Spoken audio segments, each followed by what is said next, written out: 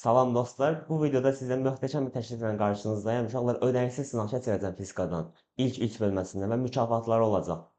Birinci yerə 50 manat, ikinci yerə 30 manat, üçüncü yerə 20 manat, dördüncü yerdə ekskluziv hədiyyəli.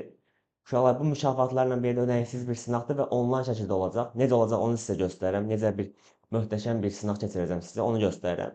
Uşaqlar, sınaq onlayn qaydada olacaq. Bax, burada gördüyünüz kimi mən indi 8 sual sizə göstərmək üçün seçmişəm. Məsələn, birinci sual.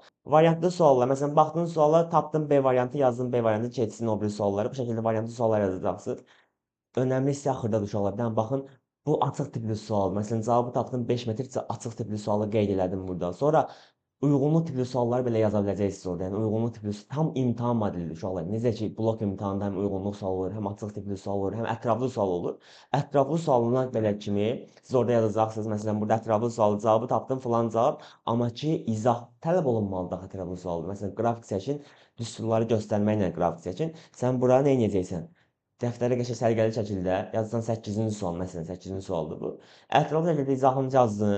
Yatırsan bura şəkli daxil edirsən. Şəkli daxil edəndən sonra mən bunu yoxlayacağam, özüm yoxlayacağam. Məsələn, yarı düz yazmısansa yarı bal verəcəm. 3də 1 düz yazmısansa 3də 1, tam bal yazmısansa tam bal verəcəm. Yəni əsl imtahan modelinin qiymətlənməsinə uyğun olaraq imtahanı düzəltmişəm siz üçün uşaqlar və bunu ödənişsiz şəkildə sizlərlə paylaşacağam. Siz də bunu bu şəkildə işləyəcəksiniz.